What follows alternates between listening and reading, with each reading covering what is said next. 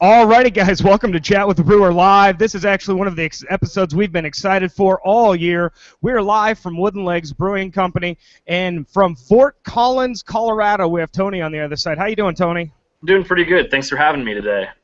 I'm excited to, do this broadcast with you guys. We are happy to have you. Actually, you're a crowd favorite here. Now, you don't have any of the props in the background, so we're going to have to tell everybody which brewery you're broadcasting from there in Fort Collins. Yeah. So I'm broadcasting here in Fort Collins from Odell Brewing Company. I'm in one of our conference rooms right now, so that's why I don't have any of our swag up on the walls. But we're one of the first microbreweries here in Colorado. We're the second largest in Fort Collins and the second one to open here in Fort Collins. We like to make a lot of hoppy, really good craft beer here. And we're going to hear more about Odell, but I think we've all generated a pretty mighty thirst. This is Wolf Picker, the 2015. I'm going to pass it around. It says Roots released on the label. Tony, let us know a little bit about the Wolf Picker. So the Wolf Picker is an experimental pale ale that we did. We have really good relationships with a lot of the hop growers that we contract through. And with that, we get to test a lot of the hops that come through the brewery before, when it's more of like a small batch kind of thing. So every year we've been doing a Wolf Picker release, and this year is a different variety of hops than it was last year. Last year's was a little bit more of like an herbal character to it versus the Wolf Picker this year. It's a lot more fruity, kind of get some coconut notes, a lot of pineapple, but there's still some of that herb background to it as well. So this is the second year of Wolf Picker then? Or yes, third? Sir. Second. All right. All right. Now, which variety did you mention the variety? I can't remember the number, to be completely honest. I know at this point it's still just a number. It doesn't have a name yet. Also, it really is early in the experimentation purpose. So, yes. I mean, all right, excellent. Now, is this grown then locally, or is this through? You said it was through one of your contract growers? Yeah, so it's through. I can't remember which company. I think we get it through BS or Hop Union or Steiner maybe, but it's directly off one of the farms up there in the Pacific Northwest. That's very good. I get a crazy amount of citrus out of that. Lots of citrus, and I don't get a lot of the floral characters, but just the rind peel is very good. And of course, I've seen you guys have put it on a very, very pale ale here, just to get out of the way of the hops. Definitely, we just want to make sure those hops really shine through, and that there really isn't too much of like malt getting in the way of that, but just enough of a backbone to balance it out. Yeah, I think the comments here, there's almost a lager smoothness to it. I mean, it doesn't have it's not a real sharp in your face abrasive style hop. Very good hop. I'm glad we started with this one. So then, how do you guys determine which hops will then be propagated and be used in future batches? It's really not up to us for the propagation stage of that so much as we give feedback to it. We have a very select we have a really good, sorry, I'm like blanking out right now. One of our employees knows hops better than almost probably anyone out there. And so every year a small group will go from the brewery and actually go out and tour the fields, get to sample them. I know our head of production typically goes every year, as well as a few of the higher-ups in the company. And they'll actually go through and look at the different batches of the different kinds of hops and actually select what looks the best, what smells the best, what they think will complement all of our beer flavors the most, and will give us the most consistent product at the end of the day. Well, this is really cool. It's cool that Odell has the capacity and the size to be able to start doing some of those forward-thinking hop projects. I'm actually going to request that we get into the Easy Street next, and here's why. The Easy Street is light, but it's actually one of the first beers that ever introduced me to craft beer. This is one of the first beers that I ever drank out of a growler when I was going to school in Fort Collins, Colorado. Was Easy Street Wheat. This was an eye-opening beer for me, and I think a lot of people have probably had a chance to experience the same path, been able to sip on the Easy Street. I'm going to pour it around here. Why don't you maybe describe to our listeners and our viewers here on what Easy Street is? So Easy Street is our wheat beer that we have here at Odell Brewing. It's a very easy to drink beer. It's a good one to get people into craft beer if they're not really looking for those hops or those super strong flavors. Easy Street to me is a beer that's super well balanced and has a lot of really citrusy, almost lemon notes to it, as well as a lot of bready and crouton notes from the wheat as well. So it's super easy to drink. It's really refreshing. I think it's perfect for the summer days. It's a great one, again, to get people introduced into craft beer if they're coming from something that doesn't have as much flavor to it.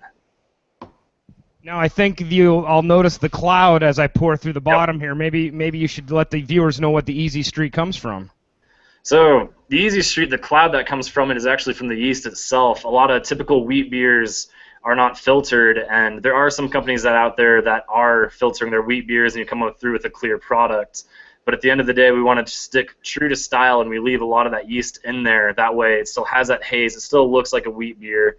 That way, it's still hazy. You still get a lot of that huge mouthfeel given to it by the wheat as well as the yeast. So it's a nice balance to give you some roundness to that crispness. Very good. It takes me back to the days in Fort Collins. There, I do remember trying this and saying, what is the yeast in this actually? What is this an ale yeast or do you use a hef yeast in this? Yep. So for everything that you'll be trying today, it's all of our house strain. It's all it's a ale strain. It's proprietary, so I can't really give out what it is, but it's very neutral. It's super. It does what we need it to do. It's very robust. All right, excellent. So this is the house. This is the yeast of the place. So Tony, maybe that's fun to talk about. Tell us what your position is over at Odell there. I know you probably have some insight on the yeast and other things. Yes. So my position here at the company is actually lab manager.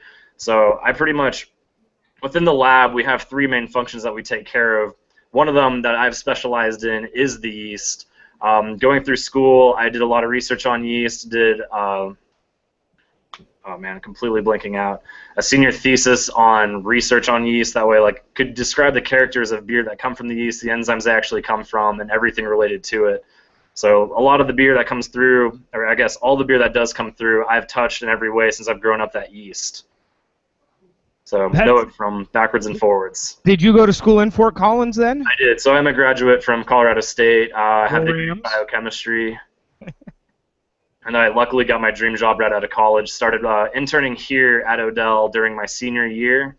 I started out in the brew house weighing out hops and grain, doing all the manual labor, helping out the brewers in any way possible, because at that point we were brewing around 24/7, just trying to make sure that I could alleviate any stress that the production side was facing while trying to still go to school. And so from there, as I got closer to graduation, was luckily volunteered a little bit more into the lab and then got more hands-on with that and then grew into the position that I have now. So how many people work for Odell? At this point, we're at 107, which when I started, I think I was employee number 70, not in the grand scheme of things, but at that time, like, I was number 70 on the payroll. I think overall at that point we'd lost a few, gained a few here and there. So. Now, did you mention earlier when did Odell start? And kind of give us a little history of that. It started as a very small operation, I guess, as most breweries do. Yep. So it started out in 1989. Doug Odell, along with his wife and his sister, Wooden and Corky, respectively, came in. They originally were living in California. Doug was making some awesome home brews at the time. Decided that they could actually make a business built on this. Doug being the brewer and Wooden and Corky both doing more of the business and the HR side of things. And so little by little the company grew. Doug started out brewing on a 5-barrel system and did only keg and draft only at the first location. And then as they started to grow and become more popular, and I think it was either 1993 or 1996, we moved to our current facility. And from there have gone through multiple expansions, increasing our brew house size as well as capacity with fermenters and packaging lines as well. So where do you distribute to now? So right now we are in 11 states. It's pretty much Colorado being our main one. We sell about 60% of our beer here. Our goal is never to be nationwide. We want to touch pretty much more local states and want to be have that local feel to it and not just have like, there are some of those more macro craft breweries that just want to be everywhere and be in every state. We'd rather be in the states and actually have connections there and make it feel more like a local style brewery rather than being like, oh yeah, we got this, it's from, let's say, like New York, and it's just like, oh, you can tell that it's not made with the same kind of love as a neighboring state. Well, we appreciate that. We appreciate small brewers. Let's talk a little bit about Runoff Red. Sounds good. Runoff Red is our red IPA. It's been a popular one for a couple years now. Originally we went by just the name of Red, but there was a little bit of confusion there, so we rebranded it last year and brought it back under the name of Runoff Red. It's a very balanced beer, as you've probably found with most of our beers. It's super hoppy on one end, but it also has a huge malt backbone. You get kind of a lot of strawberry character from the yeast a little bit, as well as the hops, a good amount of pine from the hops, and then also some toffee and toast notes from those malts as well. And it should be a nice little crisp finish, a little bit of bitterness lingering on a little bit there, but overall very drinkable, very tasty. I would comment this kind of has a sharp dryness to it, and good. I don't know if that's from if you're using roasted barley or whatever you're doing, but it has that good sharp finish bitterness to it. Excellent. This one is also in the 6.5% range. I would say of the beers that we've tried here, I would agree with you. All of them seem to be really well balanced. They have very thoughtfully produced. We're going to go to one of my all-time favorites, and if people can't recognize it from the label, this is the IPA. And I know you guys have a lot of varieties of IPA, but this one still strikes me as probably one of my favorite. Why don't you tell some of the listeners out there why this IPA has been so popular and kind of some of the flavors they'll be looking for in this? So IPA itself, it's our second most popular beer out there. From what I understand, it was one of the first ones really to be developed and put on the market. Rather than being like an East or a West Coast where you have those super bitter bombs, we made a really complex and balanced beer with a lot of really fruity notes. That IPA is also one of my favorites. It is a very complex beer. And the aromas, you're going to mostly get a lot of like tangerine character, some grapefruit zest. There should also be some little bit of background like garlic oniony characters to it. And the flavor that will match that completely the exact same way. And it's just a super tasty beer, very complex.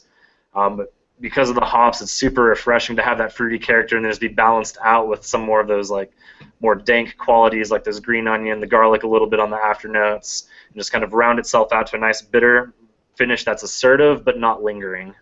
I don't know if you can see what has happened in the pub since I've cracked open the IPA. We've had at least a dozen more people filter in here. I think there's a radar for it out there as they walk by. So I'm going to keep pouring here.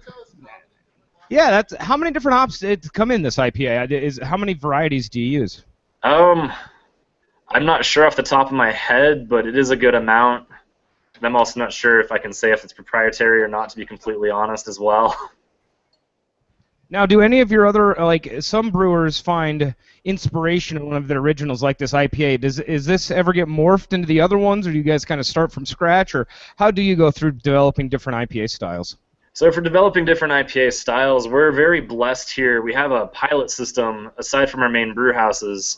So we have like a 5-barrel system that we can actually experiment on. So what we're going to do when we're trying to develop a recipe, especially for IPAs, we'll be going through, we'll try different malt bills, we'll try different hop bills, and we'll make 5 to 10 barrels of it at a time on that brewing system, then go forward from there. But for the inspiration, we'll either turn to some of our friends in the market and try different ones and figure out like flavors that we like, flavors that we don't like, kind of sit down, collaborate on it, and determine like when we're looking for like an IPA in particular, do we want those really bitter notes or do we want more fruity characters, or what are we looking for exactly with it?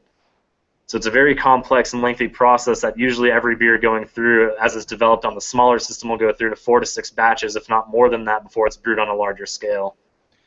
Tell us about your smaller system in your tap room. Now, like, do you have a pretty good local crowd of Fort Collins regulars that come through and give you the feedback, or how do you develop a tasting panel to really kind of get down to what you want to distribute?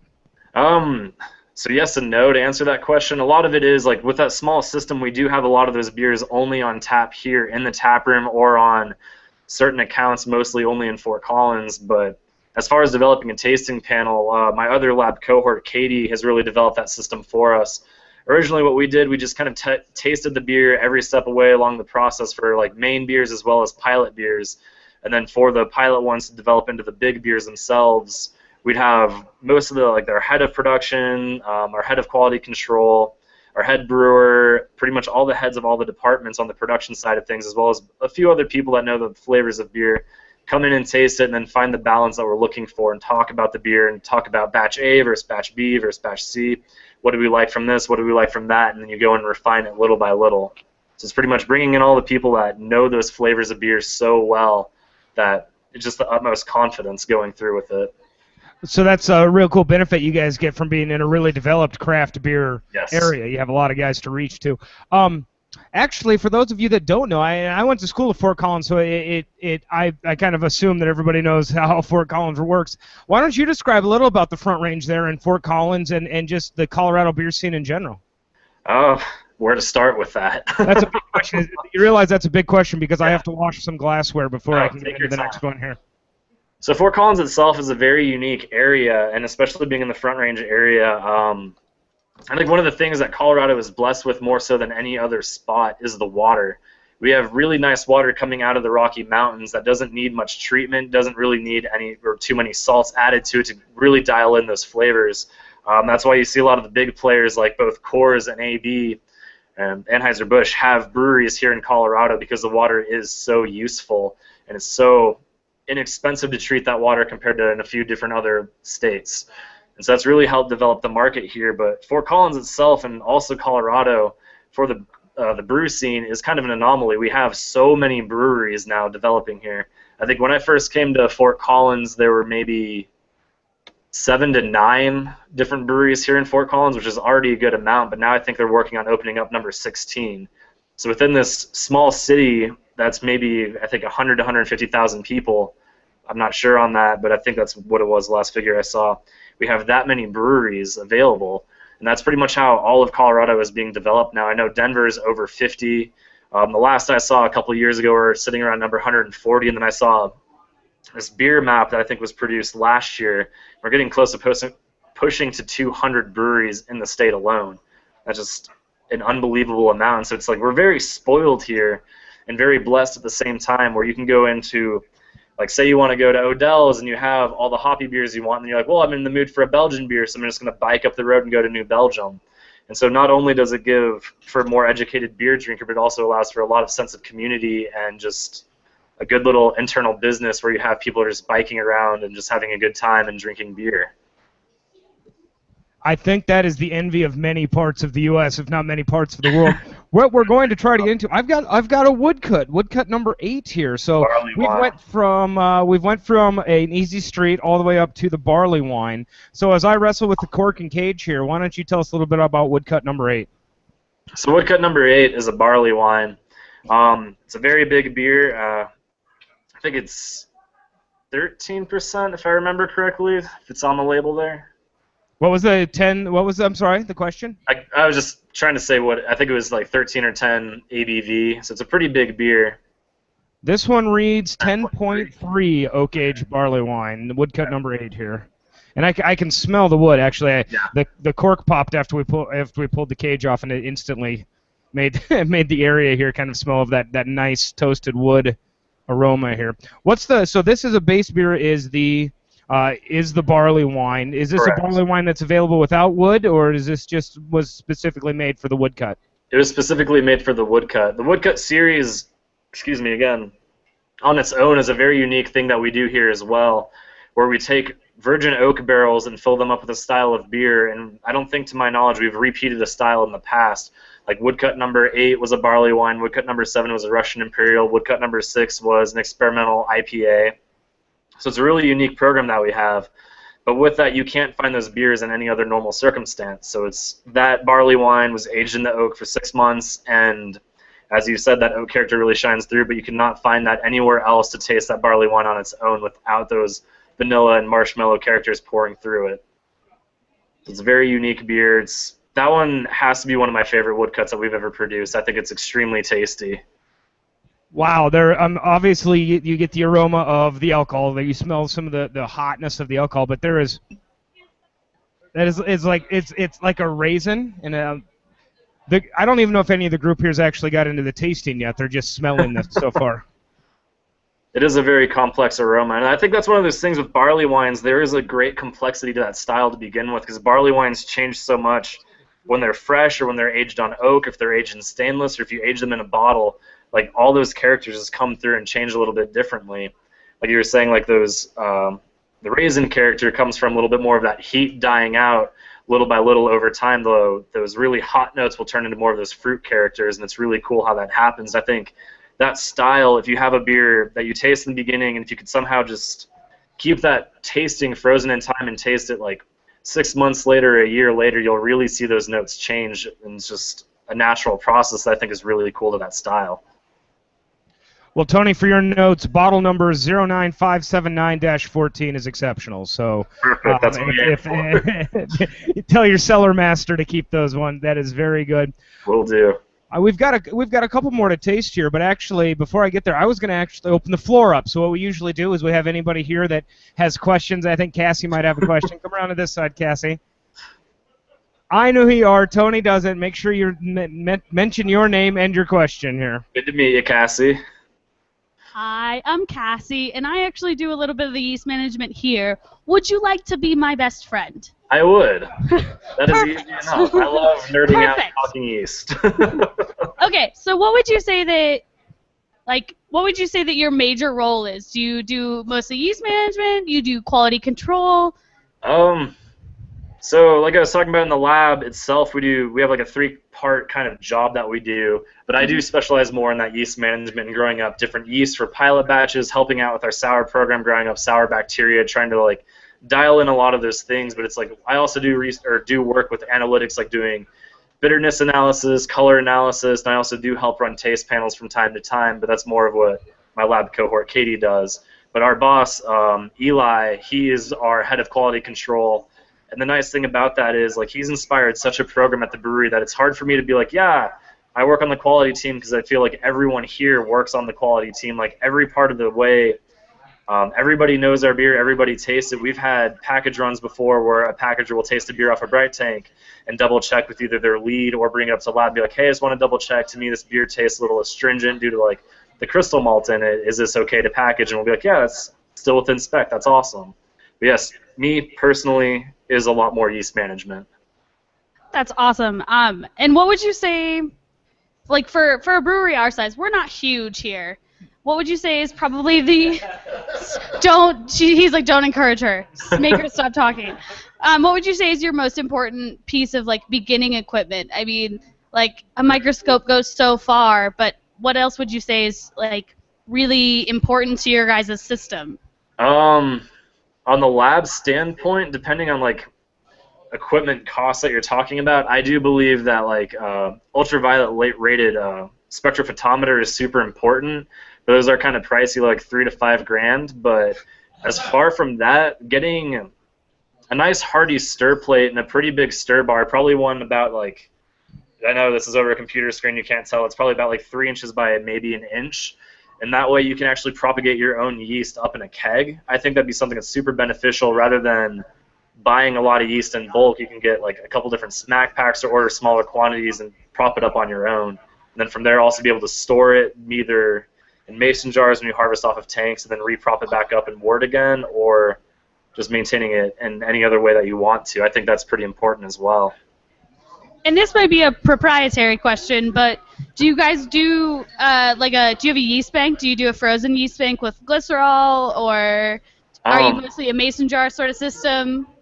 What we do, we don't have a freezer. Like, we do have our yeast banked with white yeast. I think we also have it with White Labs as well as BSI.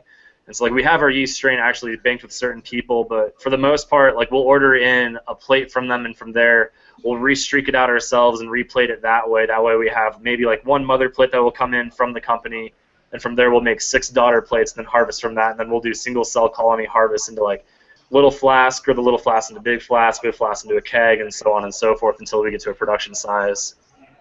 Yeah, that's awesome. Okay, I'm going to turn it over to other people who don't love yeast like I do.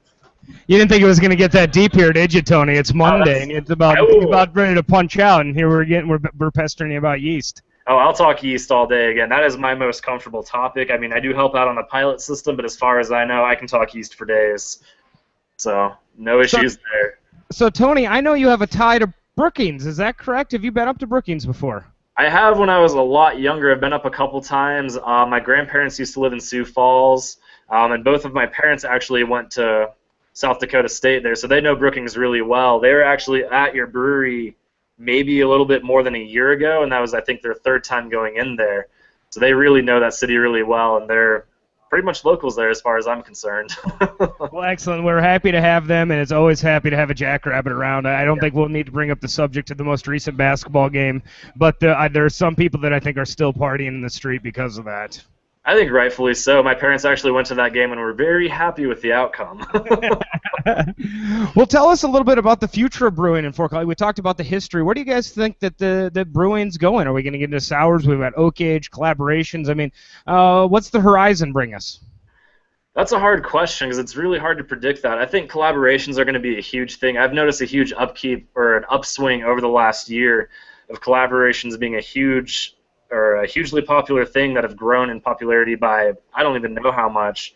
Like to the point where like breweries used to maybe do like 1 or 2 collaborations a year to I've seen some breweries that are on like probably collaboration number 12 at this point. But as far as styles go, I know sours are like the huge and up and coming thing. But I think another style that's going to be up and coming with that too is going to be different barrel aging, not just oak or not just bourbon barrels anymore. And like I know wine beers are very popular right now, but I know we've been lucky enough to experiment with some tequila barrels. We've gotten some rum barrels in, so it's like we've had our hands on many different barrels, including one of our more unique beers that we've gotten to do is a Fahrenheit Porter aged in Fahrenheit barrels from Leopold Brothers down in Denver. And so it's like we took the barrels that they aged their Fernet liqueur in and aged an Imperial Stout in it. And you get all those characters that to come through, and it's a very different beer than I've ever had. And I think that's going to be something that's pretty popular going forward are these different beers made by different breweries that are aged in very unique barrels. And like, sure, you might only get like 1 or 2 barrels worth out of it, but at the end of the day, it's so rare and so unique that you can really manipulate those flavors a little bit more and really get a lot more complexity out of them. I think we've got one more taste for the afternoon. This is the Lugene Milk Stout. So this one is actually on draft. Give us a little bit of history about the Milk Stout here. So Lugene Milk Stout is a very tasty beer. I think this is the second year we've done it. It's been a beer that's been in the process for a little bit of time now. But I think one of the most amazing things about that beer is its name, Lugene.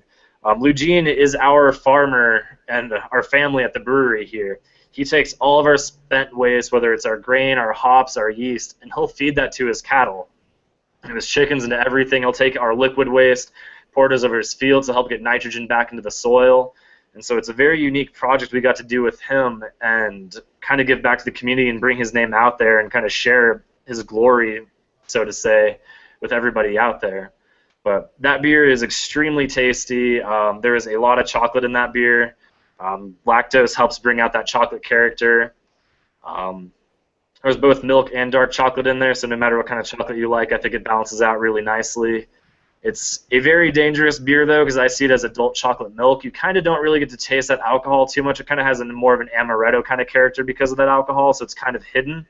But I remember when it first came out, I brought a 4-pack home with me, and I drank a couple of them, and I was like, oh, I'm good, and like stood up to like go cook something in the kitchen, and all of a sudden I was like, whoa, that beer really does pack a punch. I was like, that is not just chocolate milk for adults. That is a little dangerous. Well, that is words for the wise. I like it. That would go down by the pint here, so thank you for the heads up. I've got Ange here. She's our head pub keep. I think she's got a question for you. That's great. I was wondering, how much do employees, like, influence what you guys make? Or is it just, you know, your head brewer? How much do you guys get a say in what kind of happens around there? Is it more collaborative or not so much? It is extremely collaborative. Again, going back to our pilot system, every employee is welcome to brew on that system. If they don't know how to brew on it, they're assigned a brewer who will brew with them. And so with that, they get to help out with many different projects. They get to help with many different things. We get to come up with some really unique beers that get to come through that for instance, like I wouldn't come up with, but someone else would. Like we had a beer that came through. Oh, I'm blanking on the name of it right now, but it was a beer brewed with elderberries and juniper tips, I think. I'm just losing my mind right now, but one of our cellar workers, Marnie, was the one that came up with the idea for it. It's an old world style beer where you use like the spruce twigs to get some more of that bitterness through rather than using hops. And so it was a Sati, that's what it was. Sorry, my mind is going 1,000 miles an hour. So yes, a Sati style beer. And so it came like I would never come up with an idea to brew with something like that, but the fact that she was like is really awesome. And so yeah, like that's where a lot of that collaboration comes from, where it's like they'll come up with ideas and they'll be allowed to brew it. as far as like recipe development and refining all that, like every employee is welcome to taste panel. Every employee is welcome to give in their inputs. It's like we'll listen to everyone. Like no one is too big nor too small to listen to for that. No one has an overriding rule for what goes on in the company for as far as that goes. Awesome. I have one more question. How many women work at Odell? That's I mean, a you don't hard have to one. give me like an exact number, but is it like a fair ratio to the amount of men, or is it not I'd say so it's much? I'd say it's a pretty fair ratio. I'd say probably between probably close to a quarter at most. Like it's hard because like I'm thinking about production. I know there's 3 ladies that are working in production, but besides that, like in the tap room, there's a lot more, and like our upstairs office areas, there's a lot more too. But I do see that being something that's a lot more popular going forward. Like I know this breweries have been like a guy's game, but I don't think that's the case anymore. I think it's just a matter of who wants to get into it at this point. Fair enough. That's an excellent segue to the last question I always ask, Tony. I always ask, for those of us, or for those of the people listening online or in the tap room here, and they want to get into the industry, they want to kick the door down and come work for a brewery or work in a tap room, what words of advice would you give them? Don't get discouraged. Breweries are a very well sought after thing, and it is a very popular job to apply for. And I think being persistent and going in and getting to know people and not being too like aggressive and like can't think of the word, but like in your face about it. Don't be just like hire me, but like get in, get to know the people, get to know the culture, and just be persistent. Like apply time and time again. Don't get discouraged if you apply one time and don't get the job. Just go back in, talk to them a little bit more, and just keep going in and building up more of like the sense of community and the camaraderie. So I know like it is hard to get the foot in the door, but once you're in, and it's awesome to be in. But just being persistent and showing you're a hard worker, if you get volunteer opportunities, is a good way to do it. I know the way that I got in was super lucky with an internship, but before that point, I went through and volunteered at probably 8 different breweries here in town, just going in, helping out, doing whatever I could for a good couple months before having nice opportunities pop up. So. Well, Tony, we know that you are a busy man, and we appreciate your time. Cheers for all the beers that you've shared with us, and you've got a standing invite. When you come back to Brookings, South Dakota here, sit down at the bar, we'll have a pint together. We appreciate your time, Tony. Keep making great beers, and we'll catch up with you later. Sounds great. Thank you very much. Thanks, Tony. See you soon.